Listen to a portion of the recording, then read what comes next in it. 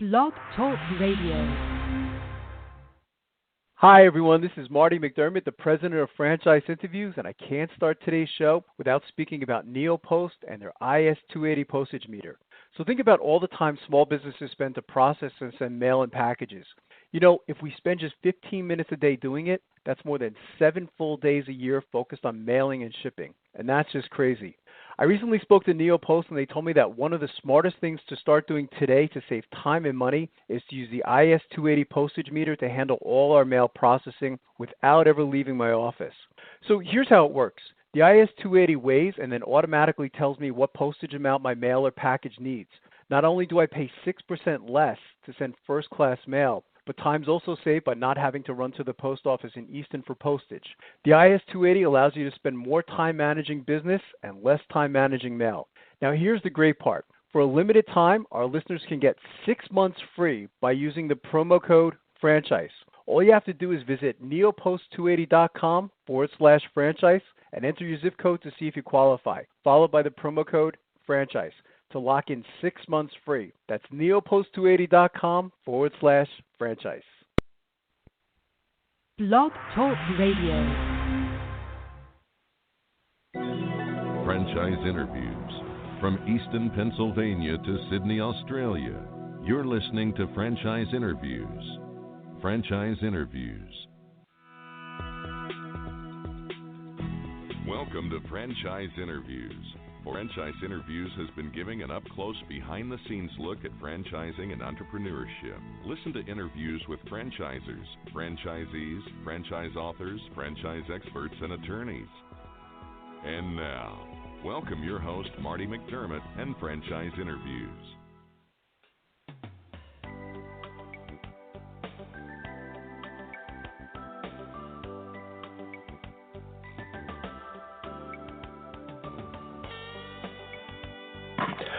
Hi, everyone, and welcome to a very special edition of Franchise Interviews, where for over 11 years now, we've been asking the entrepreneurs one-on-one.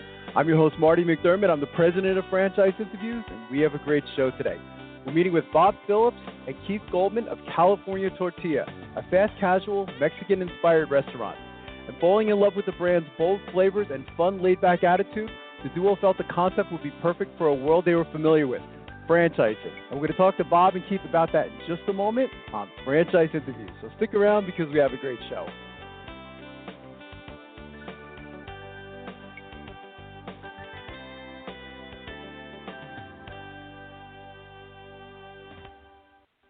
The Stone Coat Franchise Opportunity. Are you looking for a unique and lucrative franchise opportunity? If so, take a look at Stone Coat. With a patented process which creates a true stone finish on almost any wall or ceiling, Stone Coat is a true game-changing product in the multi-billion-dollar construction industry. Stone Coat is applied faster, cleaner, and cheaper than conventional quarried stone, which saves both time and money. With advantages in remodel and new construction of both residential and commercial projects, Stone Coat is a true crossover product. The Stone Coat franchise opportunity provides a low startup cost, low operating expenses, comprehensive training, ongoing support, and no royalty payments. For more information on the Stone Coat franchise opportunity, go to www.stonecoatfranchise.com. That's www.stonecoatfranchise.com, or call us at 972-380-2700. That's 972-380-2700. Hi, this is Connie McDermott, Administrative Assistant for Franchise Interviews, LLC, and you are listening to Franchise Interviews. Franchise Interviews. From Easton, Pennsylvania to Sydney, Australia, you're listening to Franchise Interviews. Franchise Interviews. Hi, everyone, and welcome back to a very special edition of Franchise Interviews, where for over 11 years now, we've been asking the entrepreneurs one-on-one. I'm your host, Marty McDermott. I'm the president of Franchise Interviews, and as we were saying earlier, we have a great show today. We're meeting with Bob Phillips and Keith Goldman of California Tortilla, a fast-casual, Mexican-inspired restaurant. And falling in love with the brand's bold flavors and fun, laid-back attitude, the duo felt the concept would be perfect for a world they were familiar with, franchising. Hi, Bob. Hi, Keith. Happy New Year. Welcome to the show. Thank you, Marty. Thank Pleasure you. to be on the show. Thank you. Oh, thank you. The pleasure is mine. We would like to ask our guests where you're calling from this morning, Bob and Keith. So we're calling from Potomac, Maryland. Oh, fantastic. And new how's the corporate weather office. There? That's great. How's the weather there today? It is freezing. Well, we're not that far from you. We're in Easton, Pennsylvania, Bob and Keith. So I think we have pretty much a similar climate, and I think we're expecting more snow here today. So it just doesn't want to seem to end. Yeah. Well. So it's great. Yeah, but it's great to have you both on the show. I've been following your concept for a while now, and I was really what I liked about the California Tortilla was really the story of how both of you, kind of came together, because I kind of thought there was this synergy there. Maybe you could talk a little bit, about your backgrounds and then, a little bit about the history of California Tortilla. Sure, Marty. So I purchased my first restaurant franchise when I was 24 years old, and I just learned the franchise business and learned business in general. And over the years, opened many franchise restaurants. In 2001, Keith and I got together and opened a concept called Ranch One. It's a grilled chicken concept. We were operating the restaurants. We were, doing great, and we were looking for opportunities. We were looking for grow our business. And there was this popular Mexican restaurant in Bethesda called California Tortilla. They were lined out the door. Wow. We were customers, Keith and I. We thought, God, this would be a great opportunity. So we approached the owners about opening a third unit in Potomac, Maryland. And we opened, and it was wildly successful. Sort of giving you the Reader's Digest version. Right. Anyway, Keith, you want to add to that, how we met? Well, I kind of followed a track similar to Bob in a different area. I had my own first restaurant when I was 23 in Charlottesville, Virginia, and originally from Bethesda, Maryland, same area. That we're in now. And we just kind of, our paths, intersected. I think it was in 1999 or when we started. I was operating a concept called Broadway Pizza. Oh, okay. Keith took a brief hiatus from the restaurant business and was working for a food service distributor. Right. And Keith was actually my sales representative. Oh, okay. Yeah. So I did that actually when I had my first child, just to be able to spend some time to enjoy that, because working in the restaurant business doesn't tend to lend much time on your hands for that kind of stuff. But I was certainly itching to get back into a full-blown operations setting. So when me and Bob met and started talking about doing this Ranch One together, it was an easy decision. So that's kind of how we started our relationship. Yeah, I remember a time when we opened our second Broadway Pizza, and we, it was very, very, very busy, and we were just, to use a restaurant term, in the weeds. And Keith came along and ended up basically running our kitchen for us, which no food service distributor ever did. And it was instant bond.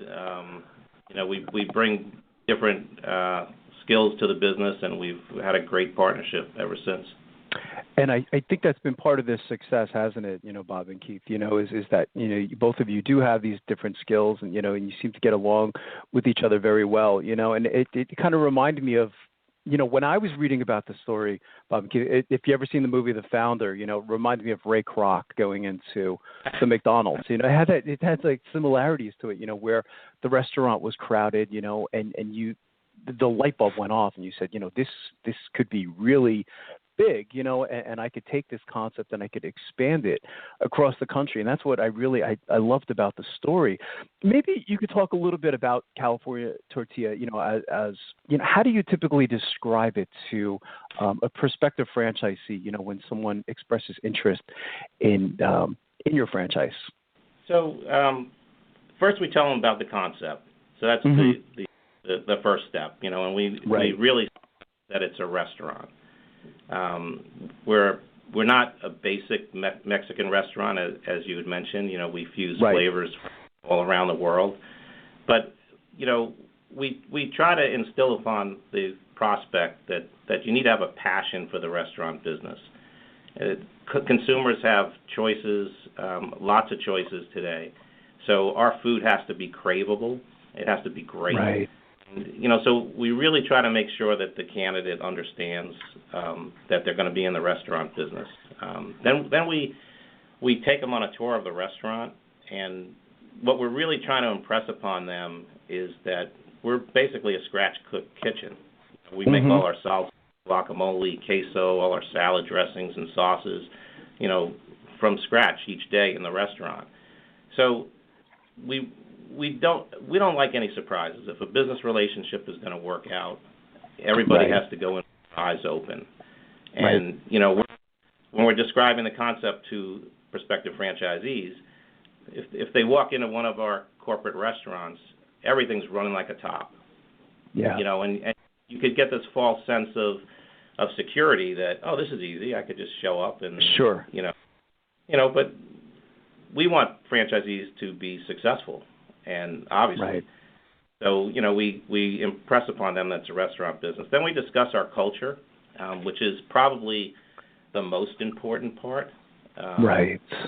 We talk about how we treat our employees, our vendors, our customers, our commitment to doing the right thing, and to never lose a customer.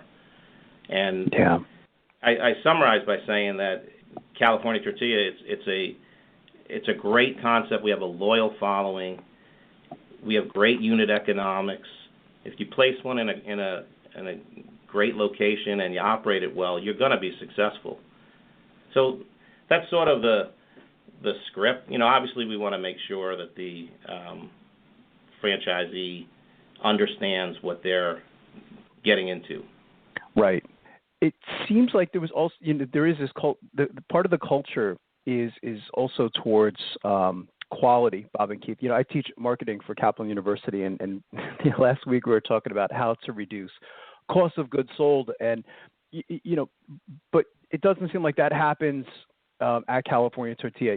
Quality seems to be really important. In other words, you use the highest quality avocados, highest quality tomatoes and peppers and things like that, and that seems to be really very important to you, that you will not sacrifice on quality, will you?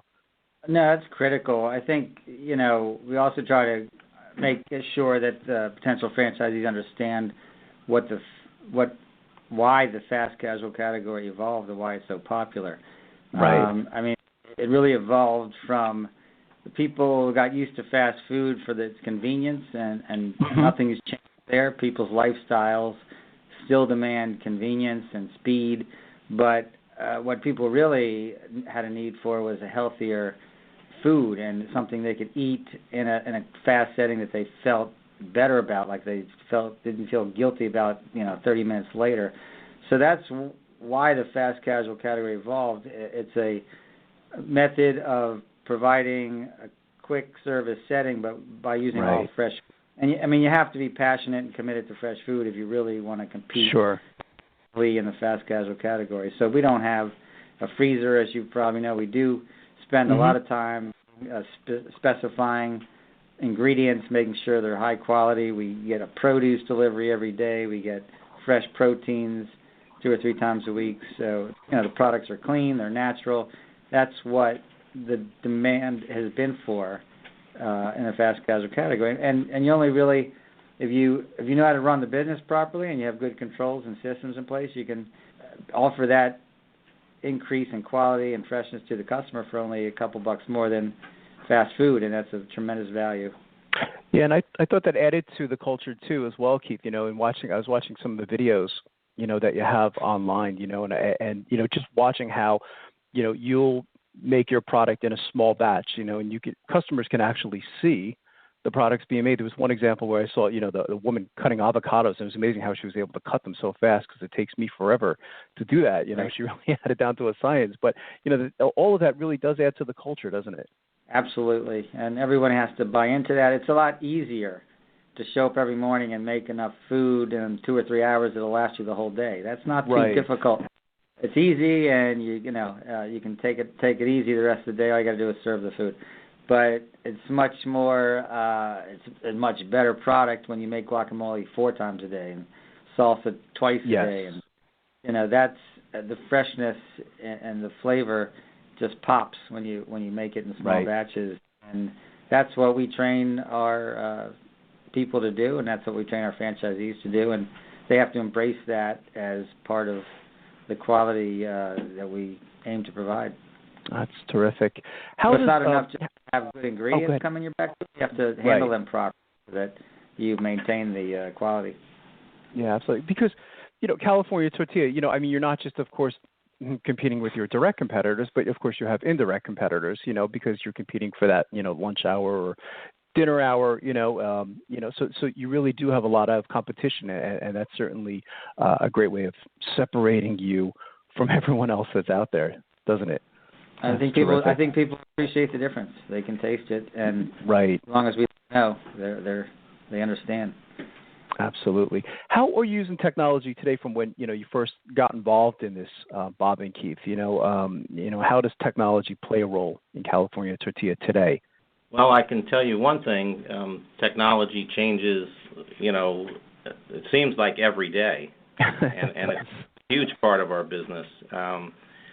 For example, online ordering has become a very popular part of our business. We have a California Tortilla app, and our loyalty program is based on that. We use technology in our marketing. We can identify customers, potential customers, and communicate with them. It's truly amazing. We just switched our POS system to be able to better take advantage of not only the technologies that exist today, but the ones that do not yet exist today, but we know are coming. So it's an exciting time. A lot of change. That's terrific. How it seems like there's always seems to be growth, in following these numbers in your industry, Bob and Keith. It always seems like it continues to grow. Are there any hard numbers as far as where you're at in the industry? Not sure about the industry. For years we were very trying to think of the right word is cautious in our growth in terms of growing in concentric circles around the DC market. We wanted to make sure the systems were in place. We wanted to make sure the look was right and the technology was right. So we have just begun selling franchises outside of our core market, and it's been received incredibly well. That's terrific. Here's a trick question. What's one of your favorites when you go into your own restaurants, Bob and Keith? Do you have a particular favorite or something that you typically always steer towards when you go into a California Tortilla? Because I know you go into a lot of them. Well, so for me, it's a toss-up between the honey lime burrito and the Southwest chicken salad with honey lime dressing. So you can tell I'm a honey lime fanatic. Keith, what's yours? Well, it's interesting because I'm very I have phases, so I'll get really into one item and I'll eat it every time for like 6 months, and then I'll kind of burn out on it and move on to something else. Right now I'm working through the street tacos, so that's my latest craze. It's not really fair to ask this question because he's created everything. Not. It's which is your favorite kid. Right. It's not a fair question, and that's why I always ask it. It's fantastic. Has anything stood out? Since you got involved in California Tortilla, one of the questions we also like to ask our guests is what's been one of the most interesting things that's happened to you, since launching the franchise concept. And Keith, I'll start with you this time. Well, it's quite a transition when you go from developing the first 2 or 3 stores where we were involved in the operations, that was it. We didn't do anything else other than run the restaurants and determine the best way to do things and develop recipes and systems and controls. And then you get to the point where you're comfortable enough where you think it's easy to replicate and ready to go for other people to do. And then you start getting other people involved that you're not as familiar with. And over time, you have to really understand people and where they're coming from and what their personalities are and how they fit and don't fit with the franchise model. And then, over time, working with people, quote-unquote, outsiders that are now insiders, and you're trying to give them the tools and the passion they need to be as successful as we were when we opened our first few restaurants. Right. That's interesting. How about you, Bob? That's it's not as easy as it. You really have to do a lot of work with the people that you bring on until they're successful. That's interesting.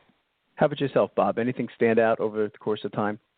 Yeah, I guess in similar vein of Keith's comments, I think that we think of ourselves as restaurateurs, and so as a restaurateur, our customer is the person that comes into the California Tortilla restaurant, buys a meal, and we try to wow them.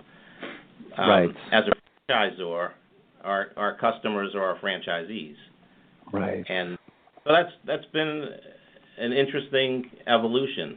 99.9% of the time, everybody's interests are aligned, but it's you have to step back and say, well, okay, which customer are we serving today?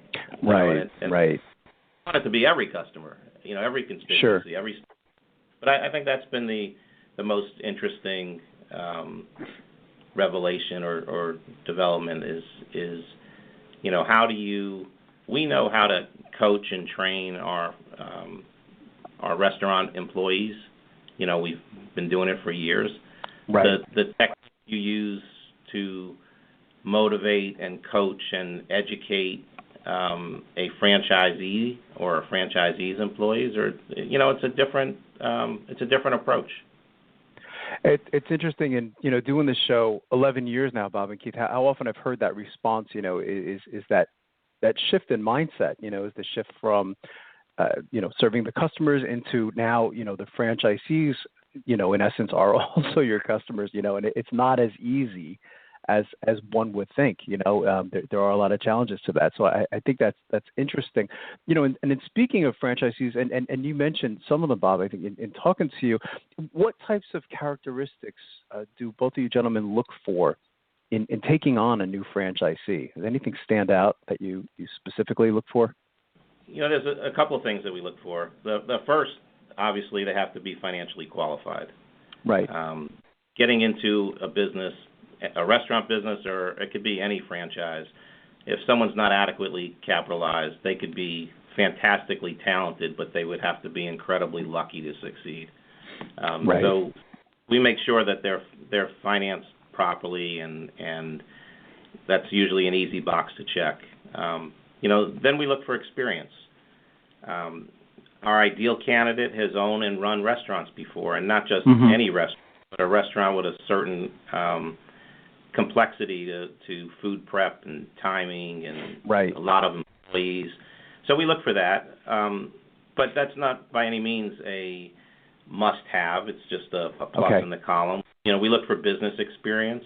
Have they demonstrated the ability to grow sales in some prior life, whether it was a business that they owned or they operated? And then last, we look. This is probably the most important. It's a cultural fit. Are they passionate about customer service? Are they passionate about quality? Are they passionate about their ability to build a team and to lead a team? And that gets to be. That's probably the most critical thing. Right, most important. For franchising, and it's probably the hardest thing to ascertain. But those are the things that we look for. That's interesting. What is the training like then, Bob and Keith? Once you decide that you do like them and you feel that they are a fit for California Tortilla, how does it work? Do they typically come out to Maryland then for training? Is that where it takes place? They do. We have a training store in Olney, Maryland, where our training team is hard at work every day. And the training, it's a 20-day training program. Some do it usually in somewhere between 3 and 4 weeks. And it's a pretty intensive program. The first half of the training focuses on position training, so you actually learn what the crew members do in every space in the restaurant, from prepping to cooking to serving, POS.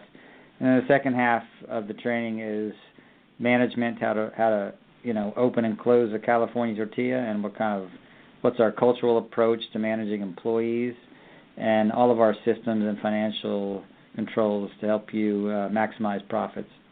That's great. What is a typical day like for a California Tortilla franchisee? And the question could be for either or both, Keith or Bob. You take it, Keith.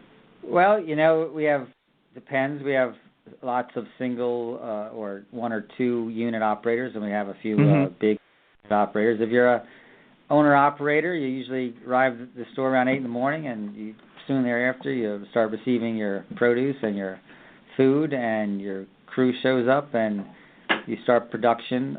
Pretty much everything you start all over every day in terms of producing the food.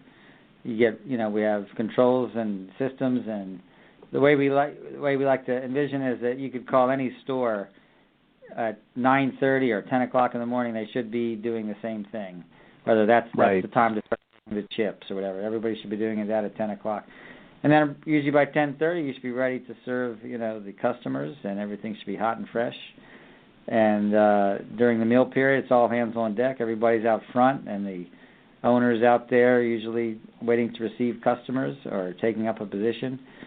And then after lunch, we get back to prepping for dinner and starting the whole thing over again.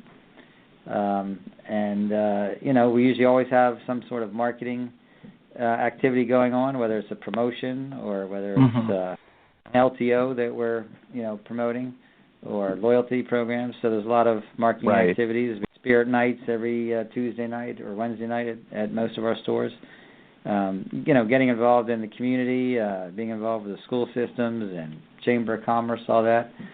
So, if you're an owner and operator and you're really effective, then you're in the store a lot, managing your crew and receiving your customers, and maybe in the afternoon you're out in the community trying to involve yourself with activities and endearing yourself to the local community so that there's opportunities out there that you can take advantage of. And would you say your customers, in describing your customers, Bob and Keith, I imagine it's really huge, within the millennial market, but I imagine it's also family-oriented as well, would you say? We have a very diverse clientele. Who's in our restaurant is probably dictated more by where the restaurant is located than by our Good point. stuff. So, we have urban locations where, you'll see, we call them the badged employee. They're working at some building. They need a badge to get in and out. And everybody online has a badge around their neck. And we're in suburban shopping centers. We get a lot of families, young children. In college campuses, it's exclusively millennial. So it varies. Our food is appealing to a fairly wide, diverse clientele. That's terrific. The majority of our listeners, I was mentioning earlier, Bob and Keith, we call them aspiring franchipreneurs. Most of them have it in their mind. They listen to franchise interviews because they want to get into franchising. From everything you've learned up to this point, because you've been doing this for a while now, what advice would you give to our listeners in their quest to buy a franchise? Because as you both know, there's a lot out there today, and once someone starts the process of looking for a franchise, it could be a little bit confusing because there's opportunities out there. So from everything you've learned, what advice would you give to our listeners in their quest to buy a franchise? Great question. So I guess the first bit of advice would be do your homework. It's a big investment, not only in capital but in time. So do your homework. Review the FDD. Talk to existing franchisees, and I mean as many as you can get. Go visit them. If you're going to, in the case of California Tortilla, if you're going to spend $550,000 to open a restaurant, it pays to go talk to our franchisees. Really make sure that you're adequately capitalized, and I pointed that out in terms of what we look for in a franchisee. It's the same holds for a franchisee. Do a pro forma, and don't on rose-colored glasses. What if you do the system average? What if you do a little less than the system average? What if you do a lot less than the system average? Understand and really do your homework. And then I guess the last thing it would be make sure that the brand you pick is a good cultural fit. I mean, that do you like the product? Right. You're going to be out there, like Keith mentioned, 3-4 hours a day just marketing your product to the community. If you don't like it, it's hard to do that. Mm-hmm. Of course. So you really make sure that you like what it is you're getting into and that your culture aligns with the franchisor that you're going to ultimately partner with. Yeah, I think that's well said. What would you add to that, Keith? I would add is to make sure you understand what a franchise is and that your personality is conducive to being a franchisee, meaning that the system, the success of the system is how closely you execute what is prescribed. If you're a highly creative person, if you're just coming out of culinary school and you want to create things every day, then the franchise isn't right for you. Maybe you need your place or something that offers you more creativity. But if a franchise is a system, you have to trust in the system, believe in the system, then you have to execute according to plan. And if your personality is like that, where you just like to follow a winning blueprint, and that's what drives you, and that's what's a good fit for your personality, then a franchise is probably a good fit for you. Yeah, and those are usually the most successful franchisees, aren't they, Keith and Bob? Is the ones that follow the system or that follow the blueprints. Absolutely. Absolutely. I mean, there's plenty of ways to be creative when you're following a system. I mean, you can be creative in how you hire and source staff and how you market the business.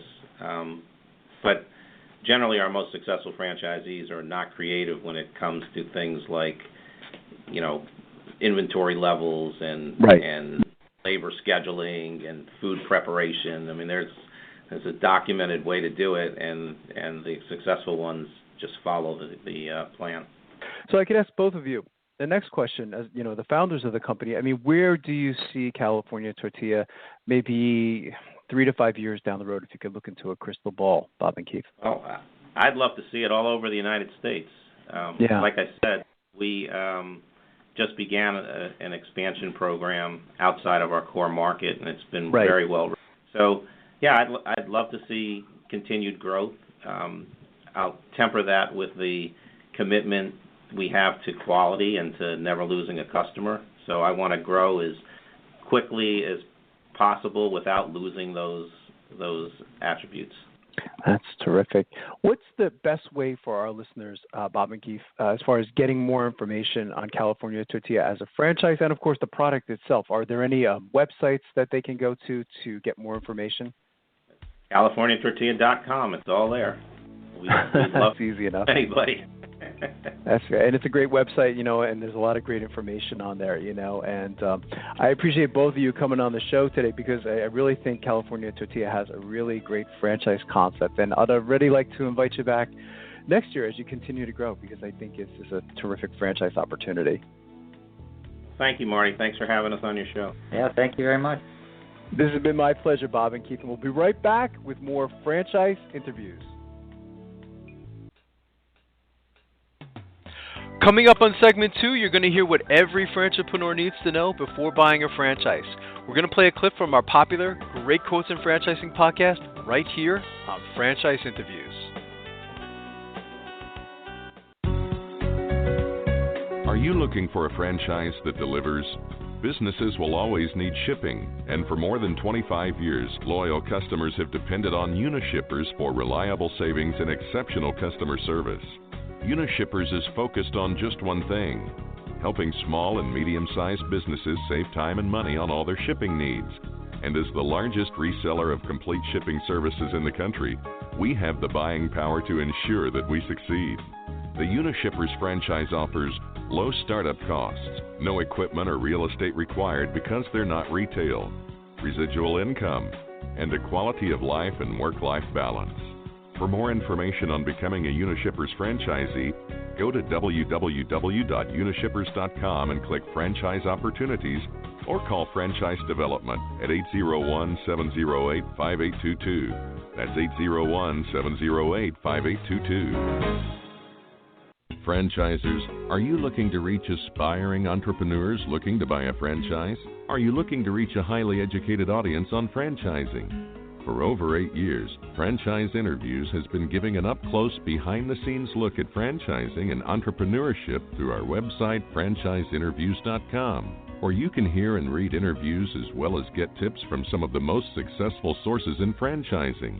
Our weekly franchise radio show where each week you get to hear a new interview with franchisers, franchisees, franchise authors, franchise experts, and attorneys, and our podcast, Great Quotes in Franchising.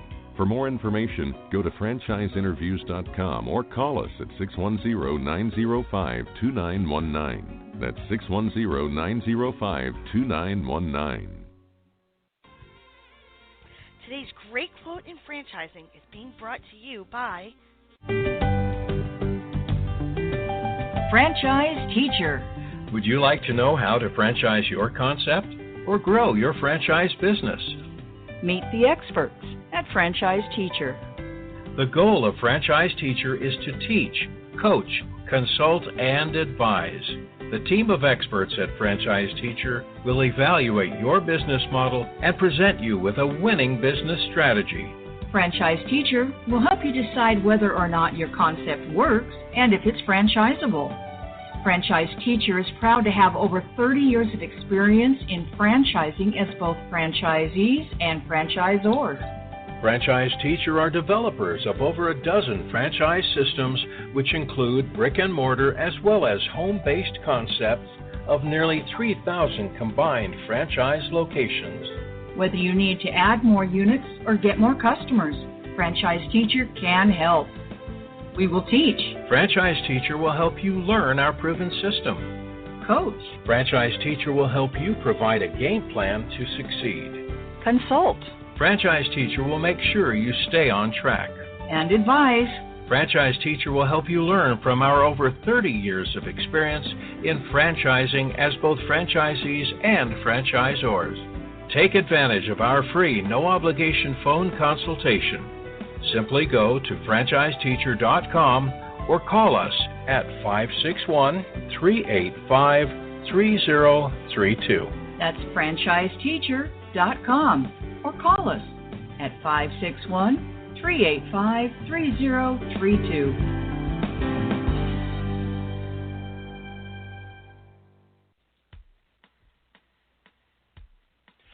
Hi, everyone. This is Marty McDermott, the president of Franchise Interviews, and welcome to another edition of Great Quotes in Franchising, where each podcast you get to hear a great quote in franchising. You know, we've been hosting Franchise Interviews many years now, and during that time, we've had some incredible quotes on our show. Today, you're going to get to hear from Nick Friedman, who is the founder of College Hunks Hauling and Junk and Moving Franchise Opportunity. And Nick said something really quite brilliant on our show that we haven't heard in over a decade of doing franchise interviews.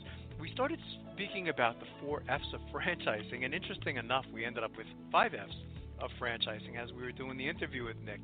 And, you know, in marketing, we talk about the 4 P's of marketing, which is product, price, promotion, and place. So I thought this was really brilliant what Nick said. So here we go with Nick Friedman, the founder of College Hunks Hauling and Junk Moving Franchise Opportunity.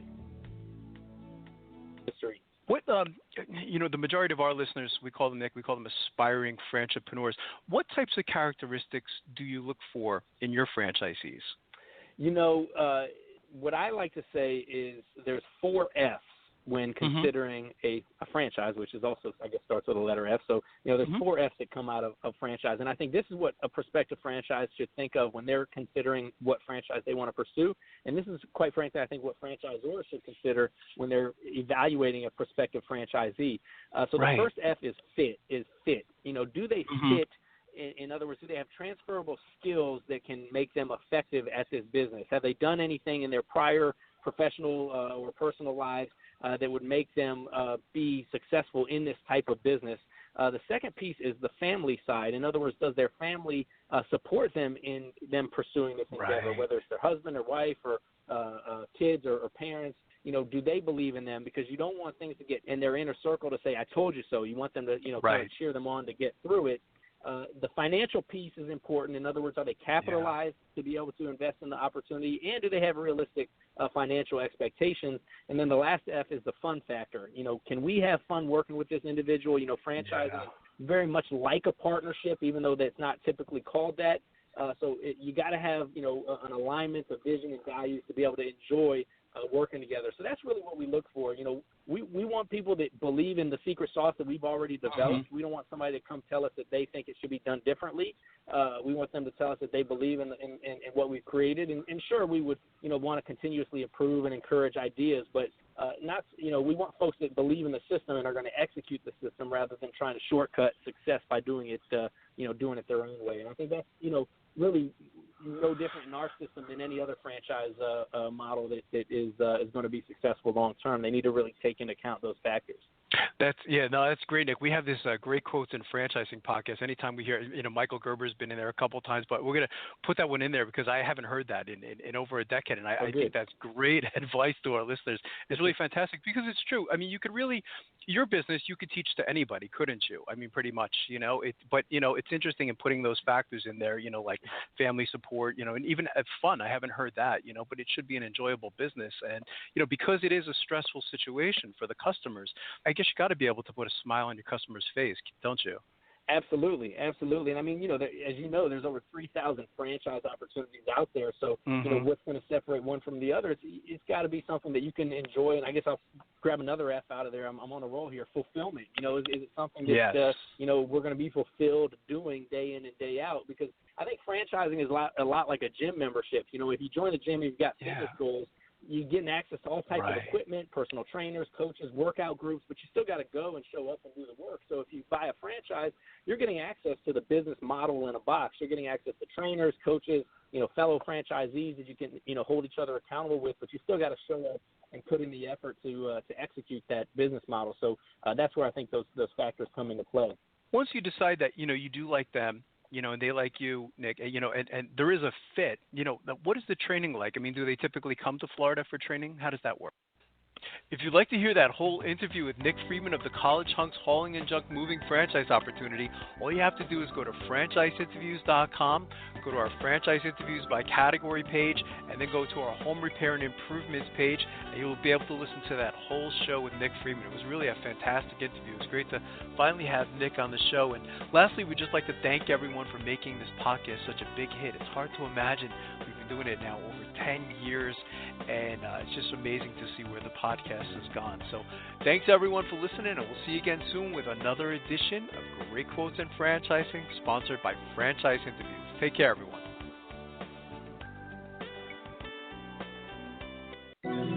Franchise Interviews.